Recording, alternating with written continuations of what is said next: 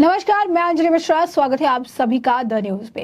Bharat G20 शिखर सम्मेलन की मेजबानी के लिए पूरी तरह तैयार है। 9 और 10 सितंबर को दुनिया के तमाम ताकतवर नेता राजधानी दिल्ली में जुटेंगे। मेहमानों को दिल्ली के ताज होटल से लेकर लीला पैलेस, शांग्री लॉ और मौर्य जैसे 5 स्टार होटलों में ठहराया जाएगा, जहां आओ भगत की खास व्यवस्था की गई है।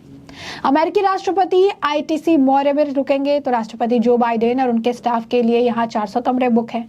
ब्रिटेन के प्रधानमंत्री ऋषि सुनक होटल शांग्री लॉ में ठहरेंगे। सुनक PM बनने के बाद भारत की पहली आधिकारिक यात्रा पर आ रहे हैं।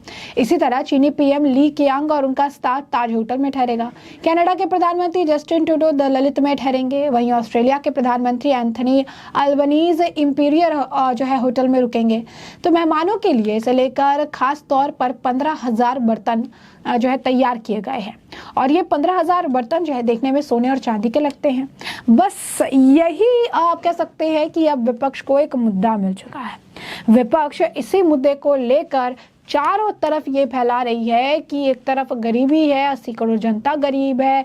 G20 के लिए सोने चांदी के बर्तन जो है फैलाए जा रहे हैं। सोने चांदी के बर्तन में इन्हें खाना खिलाया जाएगा।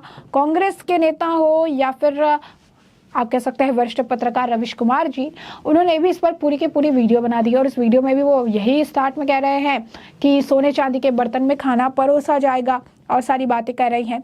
सुप्रिया श्रीनेत ने भी तस्वीरें, एक तरफ आप कह सकते हैं कि जो परोसने के लिए बर्तन है उनकी तस्वीरें लगाई, लिखा दिल्ली में आए G20 के मेहमानों से सोने चांदी के बर्तनों में खिलाया जाएगा। सब्जी बेचने वाले रामेश्वर की डबडबाई आंखें और हमारी गुजर नहीं हो रही, याद है ना। उसके बाद कांग्रेस ने भी प्रधानमंत्री नरेंद्र मोदी की तस्वीर साझा की जिसमें वो खाना उठाकर खा रहे हैं। लिखते हैं G20 में PM मोदी नेताओं के साथ सोने चांदी के बर्तन में खाना खाएंगे, बादशाह के शौक। लेकिन ये देखिए कि किस तरीके से ये झूठ फैला रहे हैं। हम क्यों कह रहे हैं झूठ, बता दें आपको। अजीत भारती का एक पोस्ट था जब उन्हें लिखा था, ना तो ये चांदी के बने हैं ना सोने के बने हैं। अच्छी बात यह है कि पाकिस्तान राजकीय समारोह में नहीं आ रहे क्योंकि वो कांटा चम्मच चुराने पकड़े जा चुके हैं।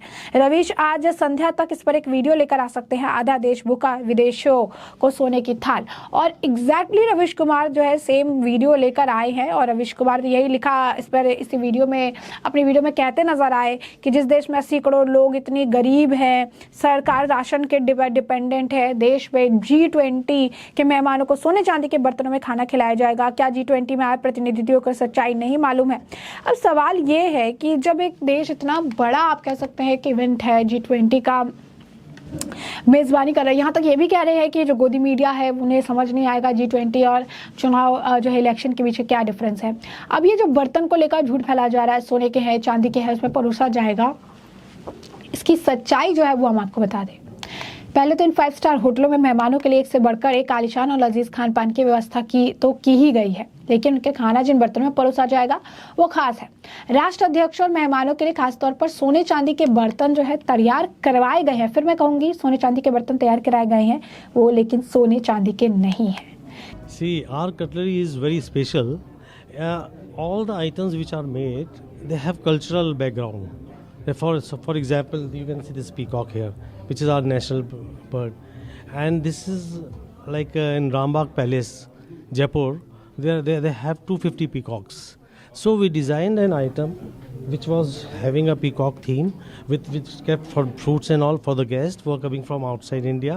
जितने भी delegates अपने G20 में आए हैं और जितनी समिट्स हुई हैं अपनी अलग अलग, starting from Sherpa Udaipur to 60 different cities, small and big, हमने अलग अलग जगह पे अलग अलग थीम पे हमने प्रोडक्ट्स बना के दिए हैं। और जितने भी यहाँ पे अपने डेलीगेट्स जो आके जा चुके हैं उनका यही कहना था, वाह कि इंडिया में ऐसी भी चीज़ें बनती है, ऐसा भी कल्चर है इंडिया में।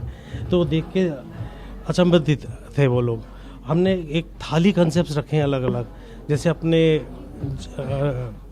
राजवाड़ों में अपने होते हैं, जैसे महाराजा लोग जैसे खाना खाते थे जिसमें, वैसे हमने महाराजा थाली बनाई है अलग अलग एरियाज़ के लिए, जिसमें कटोरीज होती है, चांदी का पानी चढ़ा हुआ होता है, किसी में सोने का पानी का भी चढ़ा हुआ है सामान।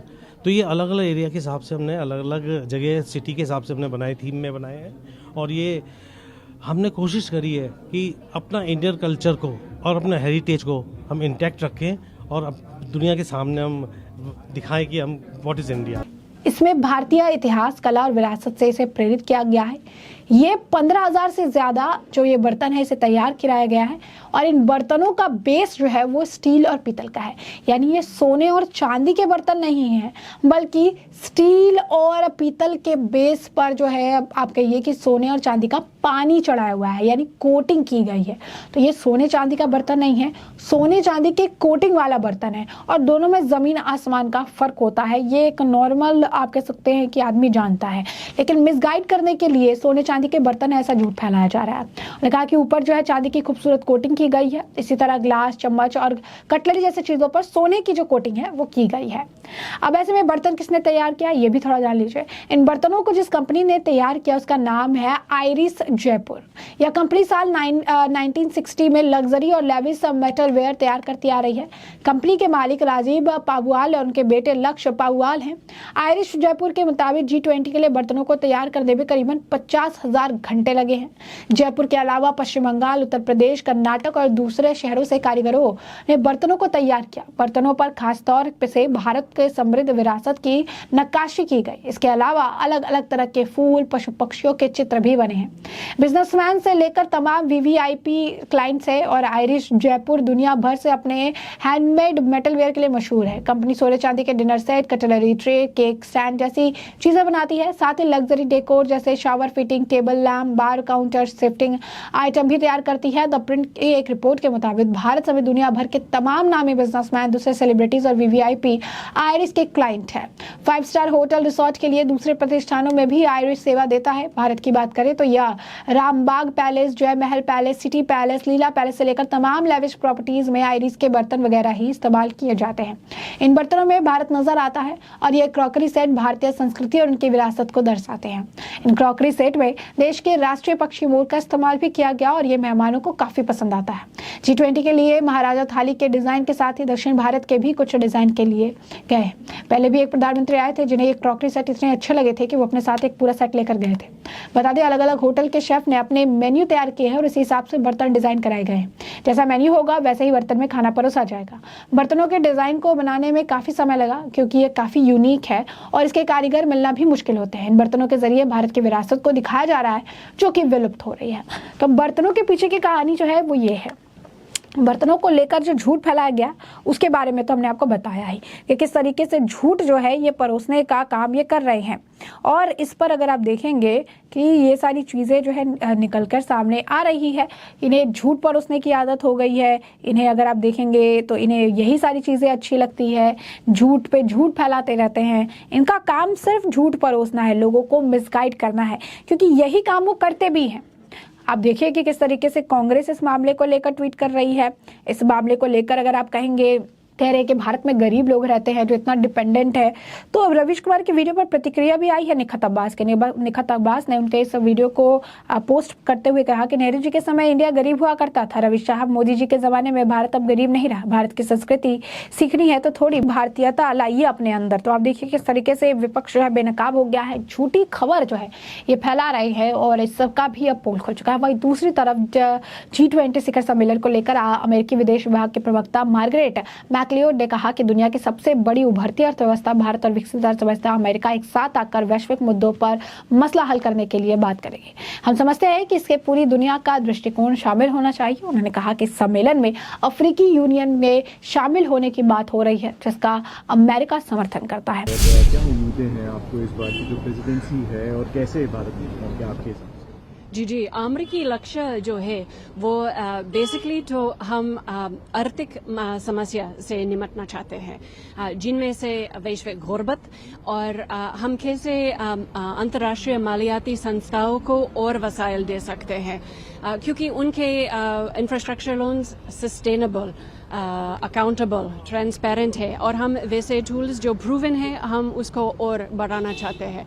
फिर हम वो पोषण की सुरक्षित जो यूक्रेन पर रूस का हमला असर पड़ रहे हैं वो कितने कम कर सकते हैं ताकि वैश्विक मंदी पर अनाज की कमी और किल्लत महंगाई और नहीं बढ़ाए। और फिर हम ऐसे एम्फसाइज करना चाहते हैं कि G20 एक प्रीमियर फोरम है दुनिया के सबसे बड़े आर्थिक मसला हल करने के लिए, और हम दुनिया के सबसे बड़े उभरती हुई अर्थव्यवस्था और विकसित अर्थव्यवस्था एक साथ होकर वैसे मसला हल करने के लिए बात करना चाहते हैं।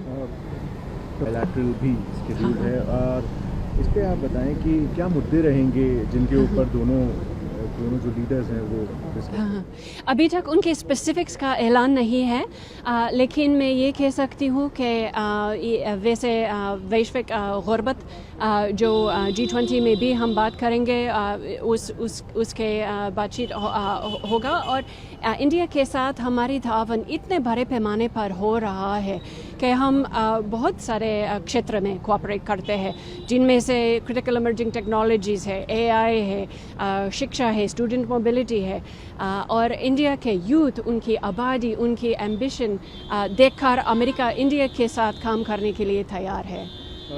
वॉइस ऑफ ग्लोबल साउथ के बारे में क्या मत है इसमें?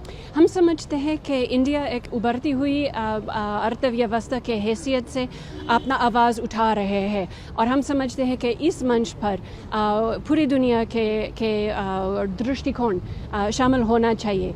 असल में इस प्रेसिडेंसी में अफ्रीकन यूनियन की मेंबरशिप की बात भी हो रही है, और अमेरिका उनका सपोर्ट भी करते हैं।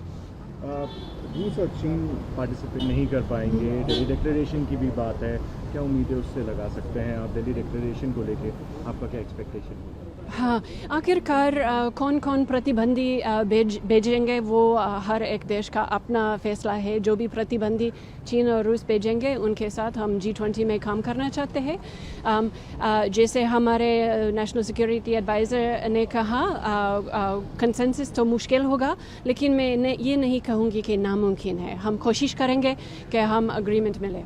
एक सवाल के जवाब में मार्गरेट जो है उन्होंने ये कहा कि यह देशों का फैसला होता है कि ये कौन सा प्रतिनिधि भेजना चाहते हैं। रूस और चीन जो भी प्रतिनिधि भेजेंगे हम उनके साथ G20 में काम करेंगे। जैसा कि हमारे राष्ट्रीय सुरक्षा सलाहकार ने कहा है, सर्वसम्मति मुश्किल होगी, लेकिन यह नहीं कहूंगे कि नामुमकिन होगी।